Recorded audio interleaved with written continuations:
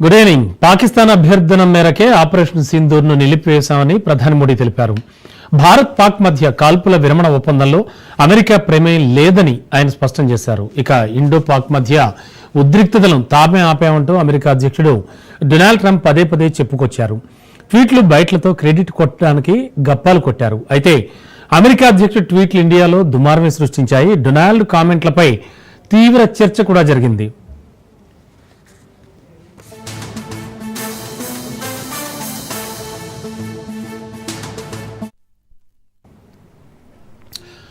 Trump ప్రకటనపై స్పష్టత ఇవ్వాలంటూ ప్రతిపక్షాలు కూడా పట్టుబట్టాయి. దీంతో తొలిసారిగా ప్రధాని మోడీ ఈ విషయంపై స్పందించారు. భారత్ పాక్ మధ్య ఒప్పందం విషయంలో అమెరికా ప్రమేయం లేదని తేల్చి చెప్పారు. ఈ విషయాన్ని అగ్రరాజ్య అధ్యక్షుడికి స్పష్టంగా చెప్పినట్టు కేంద్ర విదేశాంగ శాఖ కార్యదర్శి విక్రమ్ మిశ్రీ వెల్లడించారు.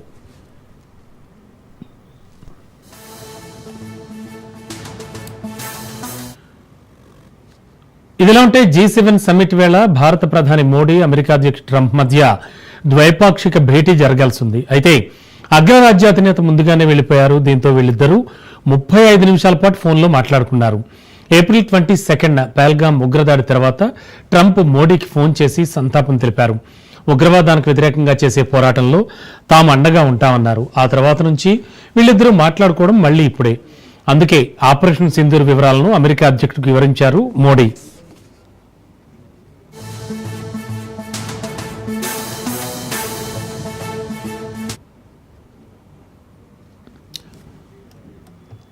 పహల్గామ్ ఉగ్రదాడి, ఆపరేషన్ సింధూర్ పరిణామాల సమయంలో భారత్ అమెరికా మధ్య ఏ స్థాయిలో కూడా వాణిజ్య ఒప్పందం గురించి చర్చలు జరగనేలేదు.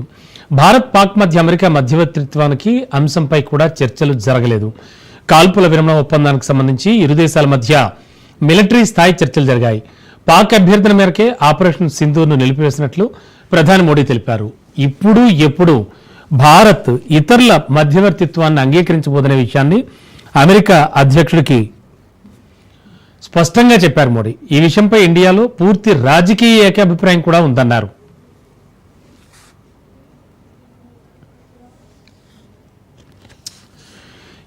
యాక్చువల్గా ట్రంప్ ఎందుకు ఆ విషయాలు అప్పట్లో చెప్పారు, అలాగే ట్వీట్లు వేశారు. చాలా అంటే ఓ రేంజ్లో తన వల్లే ఖచ్చితంగా ఆ యుద్ధం ఆగింది ఇండియా పాక్ మధ్యలోను అనేటువంటి విషయాన్ని అయితే పదే పదే ఉటంకించారు ఆయన. అయితే దీనికి సంబంధించి తొలిసారిగా ప్రధాని మోడీ స్పందించడం అండ్ ఒక రకంగా చెప్పాలంటే ఒక వార్నింగ్ లాంటిది కూడా ఇచ్చారు అగ్రరాజ్యాధినేతకి. సో ఈ విషయాలన్నింటికి సంబంధించి మనతో చర్చించడానికి, విశ్లేషణ అందించడానికి senior analyst Pentapati Pullarao sir ఉన్నారు. సార్తో మాట్లాడదాం. సార్ నమస్తే. నమస్కారం అండి. సార్ ఏమిటి అంటే ఎందుకు అసలు ట్రంప్ ఈ ప్రకటన పదే పదే చేశాడు అండ్ నేను మధ్యవర్తిత్వం వహించడం వల్లే వాళ్ళిద్దరి మధ్యలో యుద్ధం ఆగింది అనేటువంటి విషయాన్ని, అంటే ప్రపంచ దేశాలకు సంబంధించి చాలా చాలా అంశాల్లో చాలా దుందుడుగ్గా వ్యవహరించడం ట్రంప్ మనకు తెలుసు. సో అందులో భాగంగానే చూడాలా, పర్టికులర్గా ఇండియా పాక్ దీనికి సంబంధించి కూడా ఎందుకు ఆయన ఇలా చేసి ఉండొచ్చు? అందులో భాగంగానే చూడాలి. ప్రపంచంతో అందరితో ఎలా మాట్లాడతారో అలాగే చూడాలి. నిన్న కూడా ఎవరున్నారు చూడు, ఇరాన్ మిమ్మల్ని ఇజ్రాయెల్ని కూర్చోబెట్టి డీల్ చేసేస్తా అన్నాడు. ఇద్దరు చంపుకుంటా బాంబులు వేసుకుని పెద్ద యుద్ధం జరుగుతూ ఉంటే ఆ మాటే అక్కడ ఉన్నారు. ట్రంప్కి ఏమిటంటే రాజకీయంలో సడన్గా అదృష్టంగా వచ్చాడు, ప్రెసిడెంట్ అయిపోయాడు US 2017. దాని ముందర ఏ ఎలక్షన్ పోటీ చేయలేదు, ఏ పదవి ఆక్రమించలేదు.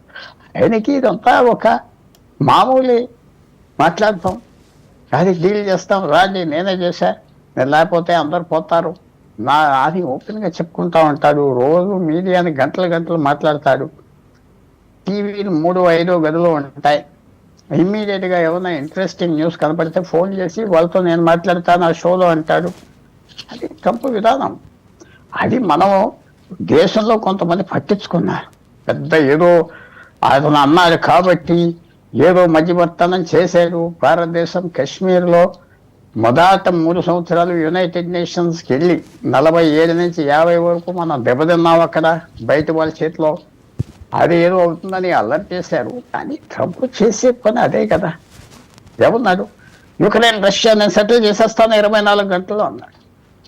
నువ్వు ఏమంటున్నాడు, అవుతే అవుతుంది లేకపోతే ఎలాగంట. ఇవన్నీ ఎవరు పట్టించుకోవాలి? అది ఆయన ప్రెసిడెంట్ అవి జనవరి 20 అవి ఇప్పటికి దాదాపు 120 రోజులు అవి ఏం అవ్వలేదు కదా. నిన్న కెనడాని తీసుకుంటాను అన్నాడు. నిన్న కెనడాలో వెళ్ళి మాట్లాడి వచ్చాడు. ఆ గొడవ ఎత్తలేదు అవును సార్. కెనడాలో. అవన్నీ ఇక్కడ ఏంటంటే కొన్ని అపోజిషన్ పార్టీస్ పెద్దగా మాట్లాడింది. ఎందుకు మాట్లాడారంటే అపోజిషన్ పార్టీ మోడీ ఏదో అంటాడు, గవర్నమెంట్ ఏదో అంటుంది, తప్పు చెప్పేది అంటారు. అప్పుడు ఆ పేరు ఎత్తగానే ఆయన మళ్ళీ ఏదో అంటాడు, అల్లరి చేయొచ్చు. అది తెలివితేటలుగా మన ప్రభుత్వం, మన విదేశాఖ మాట్లాడకుండా సైలెంట్గా ఉన్నారు. అవకాశం దొరికినప్పుడు ఈవేళ ఫోన్ కాల్లో అన్నీ చెప్పుకున్నారు మోడీ. ట్రంప్ విధానం అది ఏదో ప్రత్యేకతగా ఆయన పాకిస్తాన్ భారతదేశానికి ఏదో చేస్తాను అంతా ఒకటే. ఆయనకి లెక్కలేదు. ఆయన పద్ధతి ఎలా ఉంటారు. న్యూయార్క్లో పెరిగాడు, ఎప్పుడు రిచ్ మ్యాన్. ఆయన ప్రపంచం వేరే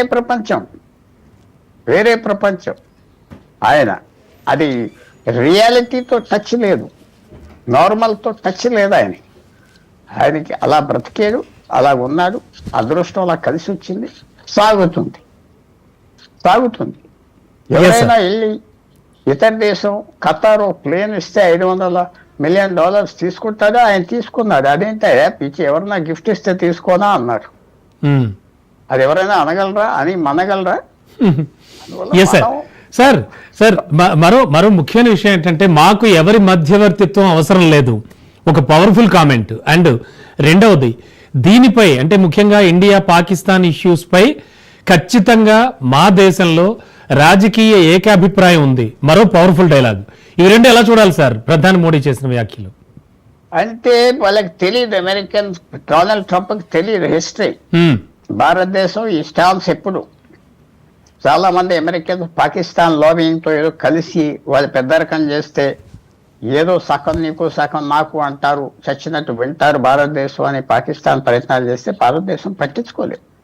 అన్నిటికంటే ముఖ్యం మన దగ్గర డబ్బు లేనప్పుడు, అమెరికా మీద ఆధారపడి ఉన్నప్పుడు కూడా మనం ఇలా చేసాం. ఇప్పుడు మనకి లెక్క ఏమిటి? ఈరోజు స్నేహం పోతుంది డొనాల్డ్ ట్రంప్తో, కొన్ని సంవత్సరాలు బాగోదు, అంతే కదా. ఏమవుతుంది మనకి? ఆధారపడే పరిస్థితి అమెరికా మీద మనం లేం. ఇప్పుడు కూడా ఏంటి ఆధారం? ఏదో ఒక 5,000 10,000 వీసాలు ఎక్కువ ఇస్తారని మీడియాలో అల్లరి, లేకపోతే మన తెలుగు రాష్ట్రాలు అక్కడక్కడ అల్లరి. లేకపోతే అమెరికా మనకి ఏం చేస్తుంది చెప్పండి? తిండి ఇస్తుందా, ఆయిల్ ఇస్తుందా, ఏది ఇస్తుందా? ఏ సరుకు ఆయుధాలు కొనుక్కుంటున్నాం, మనకి సాయానికి వస్తున్నారా? ఏం లేదు. సో అది ట్రంప్కి తెలియదు. ట్రంప్ కూడా ఏమనుకున్నాడంటే మోడీ నాతో బాగా ఉంటాడు, ఇలాంటి చెప్తే ఏమందో నాకేదో గొప్పగా వస్తుందంటే బాధపడ్డా అనుకున్నాడు. అది తెలియదు అతనికి. రియాలిటీతో టచ్ లేదు ట్రంప్కి, రియాలిటీతో టచ్ లేదు. చెప్పిన మాట వింటాడు. చాలా ఇంటెలిజెంట్ మ్యాన్, కాదని చెప్పను. చాలా ఇంటెలిజెంట్ మ్యాన్, చాలా షూట్ మ్యాన్. కొన్ని విషయాలు చాలా క్విక్గా గమనించేస్తాడు. కానీ ఈ విషయంలో ఏంటంటే మోడీ కరెక్ట్గా చెప్పాడు, మా దేశంలో ఇది సాగదా అన్నాడు. అది ఎక్స్ప్లెయిన్ చేశా, ఇది మా దేశంలో ఉన్న పాలసీ అని. ఈ ట్రంప్కి ఏమైనా ఎక్కువ ఉంటుందా? దీన్ని మళ్ళీ అనకుండా ఉంటాడా? రేపు ఎల్లుండా తప్పకుండా ఏదో అంటాడు. మోడీ నాతో మాట్లాడాడు, ఇలా జరిగింది అన్నాడు, కాదు అనేదో అంటాడు. తప్పదు, ఎందుకంటే ఆయన విధానం అది. ఆయన మాట్లాడకుండా ఉంటాడా? కొద్దిగా అర్థం చేసుకుంటాడా అని సలహాదారులు అందరూ చెప్తున్నారు. భారతదేశం విషయంలో మర్యాదపూర్వకంగా మనం అక్కడికి వెళ్ళకూడదు, ఆ జోలికి వెళ్ళకూడదు, కరెక్ట్ కాదని చెప్తున్నారు. వాళ్ళు కలగలేకపోయారు పర్సనల్గా కెనడాలో G7లో. ఎందుకంటే డొనాల్డ్ ట్రంప్ పొద్దున్న వచ్చి సాయంకాలం వెళ్ళిపోయాడు. నెక్స్ట్ డే మోడీ దిగాడు. వాళ్ళిద్దరి మధ్యన ఒక మీటింగ్ షెడ్యూల్ అవి ఉన్నారు. బట్ మీటింగ్ జరగలేదు కాబట్టి 30-35 మినిట్స్ ఫోన్ లో మాట్లాడుకున్నారటండి ఇద్దరు. అందువల్ల పర్సనల్ గా కలిసి ఉంటే ఇంకా బాగుండేది. కానీ ఇది కూడా పర్వాలేదు. చాలా గొప్పగా నరేంద్ర మోడీ మాట్లాడాడు. చాలా మర్యాదపూర్వకంగా చెప్పుంటాడు. ట్రంప్ని కోపం తెచ్చినట్టుగా చెప్పించి ఉండరు, మర్యాదగా చెప్పుంటాడు. ఇలాగ నాకు చాలా ఎంబారెస్మెంట్ వస్తుందని చెప్పుంటాడు దేశంలో. పేరెత్తకుండా ఉన్నాం ఇన్ని రోజులు. Donald Trump పేరెత్తలేదు. పేరెత్తాలి అని అపోజిషన్ అన్నా ఎత్తలేదు. పేరెత్తితే మళ్ళీ ఏదో అంటారు కదా, కాంట్రవర్సీ వెళ్తారు కదా ముందలకి. అందువల్ల ఇది బాగా హ్యాండిల్ చేశారు నరేంద్ర మోడీ గారు. తప్పకుండా డొనాల్డ్ ట్రంప్ దీంతో ఆగిపోతాడని మాత్రం అనుకోవాలి. ఎస్ సార్, కేవలం ప్రధాని మోడీ ఒక్కరే ఈ విషయాన్ని చెప్పడం కాదు, కానీ ఈ విషయాన్ని పూర్తిగా అగ్రరాజ్య అధ్యక్షుడికి మేము స్పష్టంగా చేశాం. కార్యదర్శి విక్రమ్ మిశ్రీ కూడా చెప్పారు సార్. అంటే ఇంతమంది చెప్పాల్సి వస్తోంది. అసలు ఎందుకు అంత సెన్సేషన్ చేద్దాం అనుకున్నాడు ట్రంప్? దాని వెనక ఏం ఆలోచించాలి? సరే, నేను పాకిస్తాన్ భారతదేశం ఎన్నో సంవత్సరాలు బట్టి దెబ్బలాడుతున్నారు. నేనేదో పీస్ తీసుకొచ్చాను, నాకేదో నోబెల్ ప్రైజ్ ఇస్తారు, క్రెడిట్ వస్తుంది, నాకు ఇస్తారు. అలాగే యుక్రెయిన్ రష్యా మధ్య పీస్ తీసుకొస్తున్నా, ఇజ్రాయెల్కి వాళ్ళకి పీస్ తీసుకొస్తా, ఆయనకు నోబెల్ ప్రైజ్ కావాలి. ఎప్పుడు ఏమంటాడంటే, బరాక్ ఒబామా 2009 జనవరిలో ప్రెసిడెంట్ అవ్వాడు యుఎస్ఏ. సార్, ఆయన మార్చికి నోబెల్ ప్రైజ్ అలాగే ఇచ్చాడు. 20 రోజుల్లో ఏం చేశాడు వాడు అన్నారు. ఆయన ఏం చేయలేడు. ఊరుకునే బ్లాక్ మ్యాన్, నల్ల మనిషి ప్రెసిడెంట్ అవ్వాడని ఇచ్చారు. నార్వేలో ఆశ్చర్యపోయి అందరూ ఇచ్చారు. ఎప్పుడు ఇస్తారు ట్రంప్? ఏ పని చేశాడు ఒబామా? వాటికి ఇచ్చారు 60 రోజుల్లో. నాకెందుకు ఇవ్వరు? నేను ఎంత పని చేస్తున్నా, యుద్ధాలు ఆప్ చేస్తున్నా, ఆఫ్ఘనిస్తాన్ యుద్ధం ఆప్ చేశా, ఏదో ఇది చేశా అని ట్రంప్ అంటాడు. ఆయన విధానం అది. ఆయన వ్యతిరేకిస్తే ప్రభుత్వంలో తీసేస్తాడు, తర్వాత ఆపోజిషన్లో ఉండి వ్యతిరేకిస్తే చాలా వెకిలిగా మాట్లాడతాడు, అవమానంతో బయటకు వస్తాడు. సో ఇలాగా ప్రెసిడెంట్ యుఎస్ఏ ఆయన ఏమన్నా అంటే తిరిగి 10 తెస్తాడు, ఎటకారం చేస్తాడు, నిక్ నేమ్స్ పెడతాడు, అంతా అతని మీద అసహ్యంగా మాట్లాడతాడు, ఫ్యామిలీ మెంబర్స్ గొడవలు ఎత్తుకుంటాడు. ఆయనకేమి ఇంకా ఆయనకి సిగ్గు ఏమి ఉండదు, ఏం పట్టించుకోడు. ఒక బిలియనరుగా పుట్టాడు 75 సంవత్సరాల క్రితం. నాన్న కూడా చాలా ధనవంతుడు, న్యూయార్క్ లో పెరిగాడు. అది వేరే మైండ్ సెట్ ఉంటుంది, వేరే మైండ్ సెట్. ఒక పెద్ద సినిమా స్టార్ బిడ్డ మళ్ళీ అతను పెద్ద సినిమా స్టార్ అయితే ఎలా ఉంటుంది ఆ సెలబ్రిటీ? ఆ స్టేటస్ ఉన్న ట్రంప్కి సొంతంగా. టీవీ షో 15 సంవత్సరాలు రన్ చేశాడు, పెద్ద show, reality show, popular show. ఇవన్నీ ఆయన బ్యాక్గ్రౌండ్ వేరే. జో బైడెన్ ఏదో కూలి పని చేసేవాడు, తండ్రి ఆడు ప్రెసిడెంట్ అవ్వాడు. బరాక్ ఒబామా తండ్రి తల్లితో ఒకరోజే ఉన్నాడు, పారిపోయాడు ఆఫ్రికాకి.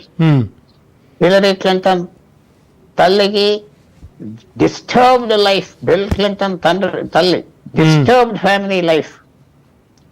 డిస్టర్బ్డ్ అంటే నేను చెప్పుకోలేదు పాపం. అలాగే మీరు చూసేది ఎవరు? ఆ జార్జ్ బుష్ ఒకటి కొంచెం సెక్యూర్ ఫ్యామిలీ నుంచి వచ్చాడు, మిగతా వాళ్ళంతా చిన్న small family. Joe Biden, Barack Obama, Bill Clinton ఎక్కడి నుంచి వచ్చారు? చిన్న ఫ్యామిలీస్ నుంచి వచ్చారు. సో ట్రంప్ పెద్ద ఫ్యామిలీ నుంచి ధనంతో పుట్టాడు. సో ఆ అందం, ఆ కాన్ఫిడెన్స్, ఇష్టం వచ్చేది మాట్లాడి చలాబద్ అవుతుంది, కాదని ఎవరు చెప్పరు. పవర్ ఎలా హ్యాండిల్ చేయాలి, ఇన్ఫ్లుయెన్స్ ప్రభావం ఎలా సంపాదించాలి, మీడియాను ఎలా మేనేజ్ చేయాలి, ఎక్కువ ఇంపార్టెన్స్ ఇస్తాడు మీడియాకి. చేసేవాడు సార్. అందుకని ఆయన కేబినెట్ లో కూడా డిఫెన్స్ మినిస్టర్ మీడియా నుంచి వచ్చాడు, డిఫెన్స్ మినిస్టర్. అలాగే ఎంతో మంది మీడియా నుంచి వచ్చారు, పదవులు ఇచ్చేశాడు. మీడియాలో బాగా మాట్లాడతాడు, యాంకరు, బాగా స్పీకర్, అందరినీ క్యాబినెట్ మినిస్టర్స్ చేశాడు, అంబాసిడర్స్ చేశాడు. మీడియా అంటే ఆయనకు గౌరవం, మీడియాను ఎలా వాడుకోవాలో తెలుసు, ఆ స్టేట్మెంట్ ఎంత దూరం వెళ్తాదో తెలుసు, డామినేట్ చేస్తాడు. సో ట్రంప్ అన్న మాటలకి నరేంద్ర మోడీ గారు బాగానే చెప్పారు, కానీ ఊరుకుంటాడా ట్రంప్? ఏదో అంటాడని నేను భావిస్తాను. Yes sir. సార్, అండ్ ప్రధాని మోడీ చేసినటువంటి ఈ వ్యాఖ్యలు, పర్టికులర్గా మాకు ఎవరి మధ్యవర్తిత్వం అవసరం లేదు అనే వ్యాఖ్యల్ని ట్రంప్ ఏమన్నా సీరియస్ గా తీసుకునే అవకాశం ఉందా? ఎందుకంటే ద్వైపాక్షిక సంబంధాలు, ద్వైపాక్షిక విషయాలు చాలా చాలా ఉన్నాయి అమెరికాకి ఇండియాకి మధ్యలో. సో ఈయన ఏమైనా సీరియస్ గా తీసుకునే అవకాశం ఉందంటారా? అంత అవకాశం లేదు. ఎందుకంటే మర్యాదగా చెప్పుకుంటాడు, నాకు బాగా ఎంబారస్మెంట్ వస్తుంది మీరు అన్న మాటలకి నేను ఓపెన్ గా ఏమీ వ్యతిరేక చెప్పలేదు అని చెప్పుకుంటాడు. నాకు ఎంబారస్మెంట్ వస్తుంది, మీతోనే డైరెక్ట్ గా నేను చెప్పాలని చెప్తున్నాను అంటే ఏమనుకుంటాడు? అవునండి, కొద్దిగా సిగ్గుపడతాడు. కానీ భారతదేశం ముఖ్యం, ట్రంప్కి అమెరికా కూడా ముఖ్యం. అవునండి. ఇప్పుడు ట్రంప్ చైనాతో పోరాడుతున్నాడు, యూరోప్ అన్ని దేశాలతో పోరాడుతున్నాడు, కెనడాతో పోరాడుతున్నాడు, ఇరాన్తో పోరాడుతున్నాడు. ఇవన్నీ ఉండగా ప్లేట్ ఫుల్ గా ఉన్నది కదా. అవునండి. సో భారతదేశంతో ఎందుకు పెట్టుకుంటాడు? మనమేమి ఆయన అడిగిన వాణిజ్య డీల్ చేద్దామన్నారు, ఒప్పుకుందామన్నారు. సో భారతదేశంతో ఎందుకు కెలుగుతాడు కదా? పాకిస్తాన్ నుంచి వచ్చేది ఏంటి? ఉమ్, పాకిస్తాన్ కి కొన్ని అరబ్ దేశాలు సపోర్ట్ చేస్తున్నాయి. ఖతార్ వాళ్ళు బాగా డబ్బులు ఇచ్చి ట్రంప్ ఓపెన్ గా ఇచ్చారు. ఉమ్, ఇచ్చి ఏదో సపోర్ట్ చేస్తున్నారు. కానీ ఎన్ని రోజుల పాటు పాకిస్తాన్ తో వచ్చేది ఏంటి ఆయనకి? అది అన్ని బయటకు వస్తాయి. కానీ ట్రంప్ సెన్సిటివ్ గా తీసుకుంటాడు అంటే తీసుకోడు, పెద్ద పట్టించుకోడేమో. ఎందుకంటే అర్థం చేసుకుని ఉంటాడు. మోడీ మీద ఆయనకి కొంచెం గౌరవం కూడా ఉన్నది. బాగా ఆయన్ని లౌక్యంగా చూసేవాడు, పెద్ద మనిషిగా భావించేవాడు, మర్యాద ఇచ్చాడు. అవన్నీ మర్చిపోడు అంత సింపుల్ గా yes, భారతదేశం మీద. సో అంత హర్ట్ అవ్వడు అని నేను భావిస్తాను. yes, sir. సార్, అంటే ట్రంప్ పదే పదే అదే విషయాన్ని చెప్పడం వెనక ఖచ్చితంగా పాకిస్తాన్ నుంచి ఏమైనా కొన్ని రీజన్స్ ఏమైనా కనిపిస్తూ ఉన్నాయంటారా? అంటే పాకిస్తాన్ గురించి ట్రంప్ ఆలోచన విధానం ఏమైనా మారుతూ వచ్చిందా? ఎలా అర్థం చేసుకోవాలి? అదే పెద్ద అదే ముందు పాకిస్తాన్ నుంచి వచ్చేదేం లేదు. పాకిస్తాన్ ఎవరైనా అక్కడక్కడ ట్రై చేస్తున్నారు. పాకిస్తాన్ లో ధనవంతులు ఏదో వ్యాపారాలు చేస్తున్నారు ఆయన కుటుంబంతో, అవన్నీ ఉంటాయి. అవన్నీ కొన్ని రోజులు అలా నడుస్తాయి.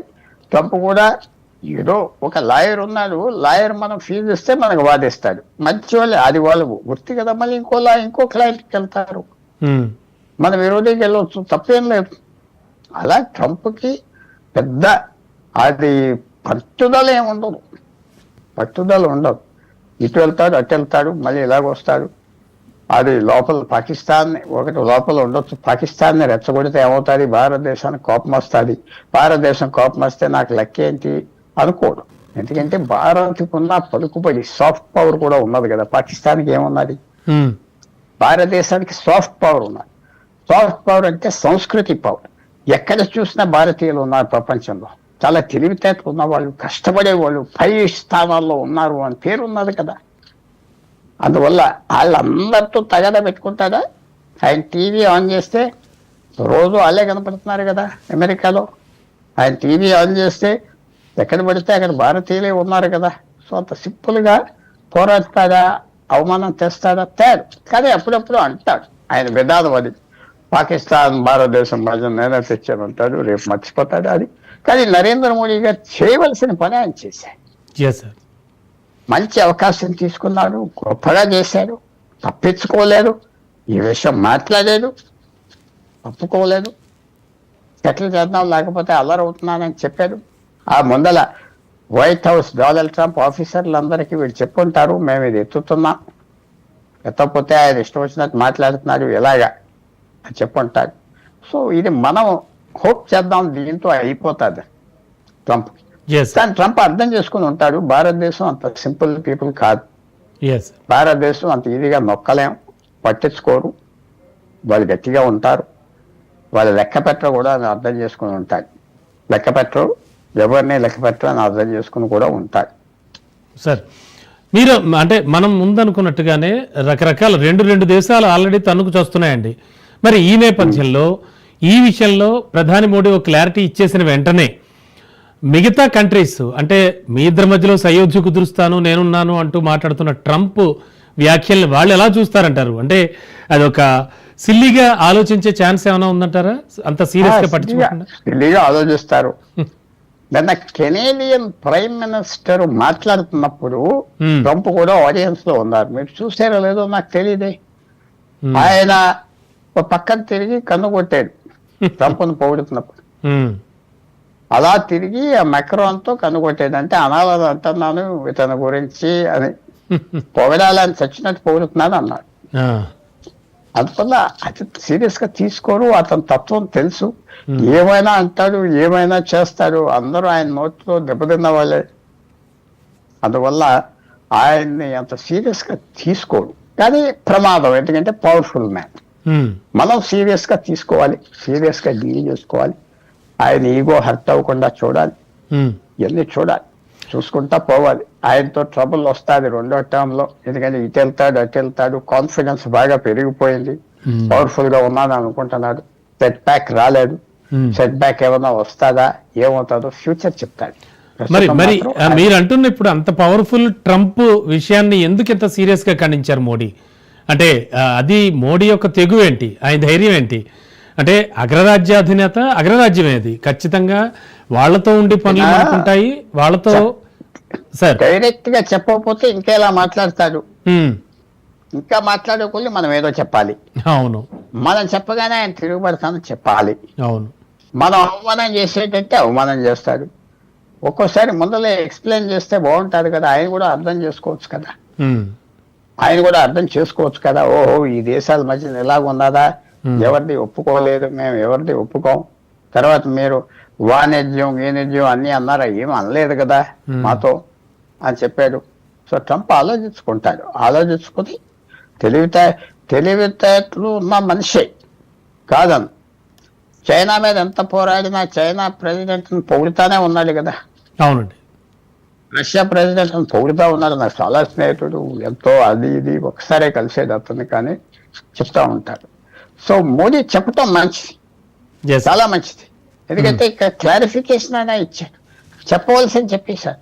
లేకపోతే నువ్వేం చెప్పలేదంటాడు. ఇండియాలో ఉన్న ఆయనకు అపోజిషన్, ఉమ్, ఇండియాలో ఉన్న అపోజిషన్ కి ఇదో జవాబు ఇచ్చాడు మోడీ. ఇండియాలో ఉన్న ప్రజలకు ఓ జవాబు ఇచ్చాడు. అమెరికాలో ఉన్న ట్రంప్కి ఓ జవాబు ఇచ్చాడు. అవును పాకిస్తాన్కి ఓ జవాబు ఇచ్చాడు. చైనా కూడా చెప్పింది ఏంటంటే మేమేమి ట్రంప్ అంటే మేము లొంగమని చెప్పాడు. ఉమ్, రష్యా కూడా మెసేజ్ వెళ్ళింది, ట్రంప్ గారు ఎవరు లెక్క పెట్టమని. సో ప్రపంచం అందరికీ ఒక మెసేజ్ వెళ్ళింది. ఈవేళ ఇలా మాట్లాడేదా నరేంద్ర మోడీ, చెప్పారా అనేది ఒక విశేషమైన పరిస్థితి మాత్రం వస్తుంది. ఏ దారి వెళ్తుంది ఎవరు మనం ప్రిడిక్ట్ చేయలేం, కానీ ఇది ఒక గొప్ప ఈవెంట్ ఇలా Yes. చెప్పటం ట్రంప్కి yes. భారతదేశాన్ని. సో ఇది పాజిటివ్ గానే ఉన్నది అనే భావిస్తుంది. ఎస్ సార్, అంటే పుండు మీద కారం చల్లినట్టు ఆల్రెడీ మాకెవరి ప్రమేయం అవసరం లేదు, మధ్యవర్తిత్వం అవసరం లేదనే మాట అనేశాక ఆహ్వానించారు సార్, మనకు తెలుసు. అయితే ఒక అదే రమ్మన్నారు, అవన్నీ అన్నిటికీ fine. Why don't you stop ముందస్తు by షెడ్యూల్ అన్నారు. కారణంగా నేను రాలేను అని ఈయన చెప్పారండి. సో ఇవన్నీ ఏమైనా అదే, తీసుకునే ఛాన్స్ ఉందా సీరియస్ గా ట్రంప్? అదే తీసుకోడు. మళ్ళీ వస్తాను, ఇంకో ఒకేజన్ తీసుకుని వస్తానని చెప్పుంటారు. నువ్వు అవును. పిలిచినందుకు చాలా థ్యాంక్స్, నాకు మిగతా ఎంగేజ్మెంట్స్ ఉన్నాయి రేపు అన్నారు. ఉమ్, ఆ దేశానికి ఈ దేశానికి నాకు టూర్స్ ఉన్నాయి కదా. క్రొయేషియా వెళ్తున్నారు అక్కడి నుంచి. అవునండి అవును. యుగోస్లావియాలో ఒక భాగం క్రొయేషియా. సో అది తప్పు, మర్యాదగా చెప్పొచ్చు. ఇంకోసారి వస్తాను, టైం తీసుకుని వస్తానని చెప్పుంటాడు. అది అగౌరవంగా ఏం చెప్పండు, అగౌరవంగా చెప్పండు. Yes sir. చాలా సార్, అంటే అది సడన్ ఈ గా ఎఫెక్ట్ ఫ్యూచర్ లో ఏమైనా దౌత్య సంబంధాలపై కానీ అనేకమైనటువంటి అంటే ఆయుధాల మార్పిడి కావచ్చు, ఆయుధాల కొనుగోళ్లు కావచ్చు, చాలా కీలకమైన అంశాలతో లింకప్ అయి ఉంది యుఎస్ అండ్ ఇండియా పరిస్థితి. వీటికి ఏమైనా విఘాతం కలిగే ఛాన్స్ ఉంటుందా? అవన్నీ నార్మల్ అనుకోవచ్చా? అదేం లేదు. అమ్మేవాళ్ళు అమ్మకం మానరు, అమ్మే వాళ్ళకి అమ్మటం కావాలి. ఉమ్, వాళ్ళు అమెరికన్ గవర్నమెంట్ మీద ఎవరు కొనేవాడు లేడు, ఉమ్, డబ్బులు ఇచ్చి కొనలేదు పాకిస్తాన్ ఎవరు, మనం కొంటున్నాం, అది ఏమీ ఉండదు. తర్వాత చాలా వరకు ట్రంప్ కూడా ఆలోచించుకుంటాడు. ఏం మాటలు కొద్దిగా ఈజీగా జారిపోయినా ఆలోచించుకుంటాడు, కేర్ఫుల్ గా ప్రవర్తిస్తాడు. కొద్దిగా ఈ విషయం కొన్ని రోజులు మర్చిపోతే అయిపోయింది కదా. ఇంకా ఇప్పుడైతే మోడీ ఇలా చెప్పాడో, మర్యాదపూర్వకంగా చెప్పాడో, అదే మిగతా ఆయన చుట్టూరా ఉన్న ఆఫీసర్లకి మంత్రులకి తెలుసు భారతదేశానికి చాలా సెన్సిటివ్ పాయింట్. అవును సార్. వాళ్ళు కూడా చెప్తారు, ఇది ఎప్పటి నుంచో ఉన్నది, మీకు కాదు, ఇది కరెక్ట్ కాదని చెప్తారు. కొంతమంది చెప్తారు, ఆయన చెప్పడం మానరు. ఉమ్, ఇది మనం ఎలా వెళ్తుందో ప్రిడిక్ట్ చేయలేం, కానీ చెప్పవలసిన డ్యూటీ నరేంద్ర మోడీకి ఉందా, చాలా గొప్పగా చెప్పాడు. ఉమ్, మంచి అవకాశం తీసుకుని చెప్పాడు. ఆ లెక్కనే ఆయన పర్సనల్ గా కలిసి ఉంటే కూడా మోడీ ఇంత ధైర్యంగా చక్కగా చెప్తుంది, ఉమ్, లొంగకుండా చెప్తుంది. అందువల్ల అన్ని ప్రిపేర్డ్ ఉన్నాడు నరేంద్ర మోడీ, ప్రిపేర్డ్ ఉన్నాడు, ఏమీ లొంగలేదు, బాగా మాట్లాడాడు. ట్రంప్ కూడా కొద్దిగా ఆలోచించుకుంటాడు, ఇదేదో సింపుల్ మ్యాన్ కాదు, సింపుల్ మనుషులు కాదు, జాగ్రత్తగా ఉండాలని ఆలోచించుకుంటాడు. Yes sir.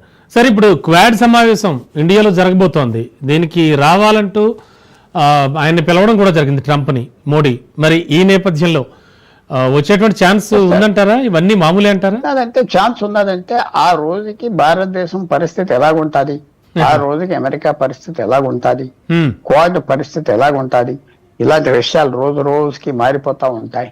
అవును. ఒకనప్పుడు అమెరికా యూరప్ ఒకే పాలసీ ఉండేది. ట్రంప్ ప్రెసిడెంట్ అవగానే అప్పటి నుంచి అన్ని మార్చేశాడు. లెక్కలేదన్నాడు, మీకు ఇచ్చిన అగ్రిమెంట్స్ ఏం విలువలేదన్నాడు. ఉమ్, ఎంత క్విక్ గా మారిపోయింది. మారిపోతాయి పరిస్థితులు మారిపోతే విషయాలు మారిపోతాయి. అందువల్ల మనం చెప్పలేం. చాలా వరకు ట్రంప్ యాక్సెప్ట్ చేస్తాడు అనుకుంటున్నా, yes. చాలా వరకు. ఉమ్, ఎక్సెప్ట్ చేస్తాడు. ఎందుకంటే కోడ్ అంటే 4 ముఖ్యమైన దేశాలు ఉన్నాయి కాబట్టి పార్ట్నర్షిప్ లో ఎక్సెప్ట్ చేస్తాడు. అది కాదంటాం, తప్పకుండా ఎక్సెప్ట్ చేస్తాడు. ఆయన పాస్ చేసుకోండి, వాళ్ళ ఫారెన్ పాలసీ పాస్ చేసుకోవాలి. Yes sir, yes sir. Sir చివరిగా అంటే పహల్గాం ఉగ్రదాడి కానీ ఆపరేషన్ సింధూర్ ఈ పరిణామాల టైంలో భారత్ అమెరికా మధ్యలో ఏ స్థాయిలోనూ వాణిజ్య ఒప్పందం గురించి అయితే డిస్కషన్స్ రాలేదు. అయితే భారత్ పాక్ మధ్య అమెరికా మధ్యవర్తిత్వానికి అంశం పైన కూడా చర్చలు ఏం జరగలేదు. అంటే చాలా క్లారిటీతో మాట్లాడారు. కాల్పుల విరమణ ఒప్పందానికి సంబంధించి 2 దేశాల మధ్య మిలిటరీ స్థాయి చర్చలు అయితే జరిగాయి. సో ఫైనల్గా పాక్ అభ్యర్థన మేరకే మేము ఈ ఆపరేషన్ ఆఫ్ చేసామన్నది ఒక క్లారిటీ అయితే క్లియర్గా ఇచ్చారు. ఇది మిగతా ప్రపంచ దేశాలన్నీ ఎలా చూస్తాయంటారు, ఏమనుకోవచ్చు? అంటే పెద్దన్నతోనే డైరెక్ట్గా ఎలా చెప్పడం అంటే ఈ విషయాన్ని తప్పకుండా అప్పటి వరకు మిగతా దేశాలు ఏం క్వశ్చన్ చేయలేదు భారతదేశాన్ని. భారతదేశం చెప్పిందే రైట్ అనుకున్నారు. తర్వాత భారతదేశం కూడా తగు పెంచడానికి రెడీగా లేదప్పుడు, అందరు మర్చిపోతున్నారు. భారతదేశం కూడా ఎస్కలేట్ చేయకూడదు, పెంచకూడదు, ఇక్కడితో ఆప్ చేయాలని భారతదేశం కూడా ఉన్నది. పాకిస్తాన్ ఎప్పుడైతే కొద్దిగా సైన్స్ ఇచ్చిందో భారతదేశం కవర్ చేసి ఉంటుంది. మీరు అడిగితే మేము ఒప్పుకుంటాం, అంతవరకు జరిగి ఉంటుంది. పాకిస్తాన్ ఎవరితో మాట్లాడుతున్నారు, మనం ఆఫ్ చేస్తే బాగుంటుంది, ఇదంతా ఎందుకు గొడవ అప్పుడు అనుకుంటే సరే భారతదేశానికి చెప్తే రెడీ, కానీ వాళ్ళు ఫోన్ చేస్తే మేము ఆగుతాం అని ఉంటారు. ఆ మధ్యవర్తనం ఎవరో చేసి ఉంటారు. ఎవరు చేశారు, ఎంతమంది చేశారు, ఎక్కువ మంది చేసి ఉంటారు కూడా అనుకోవచ్చు. ఆ కవర్ ఎక్కువ మంది చేసి ఉంటారు, ఒక అమెరికన్సే కాదు మిగతా దేశాలు కూడా చెప్పుకుంటారు. చూడాలి సార్ ఫ్యూచర్ లో పరిణామాలు ఎలా ఉండబోతున్నాయో. Yes sir. Thank you sir, thank you so much. ఇది వాళ్ళ స్పెషల్ డిస్కషన్. మరి కాసేపట్లో న్యూస్ బులెటిన్ ప్రసారం. నమస్కారం.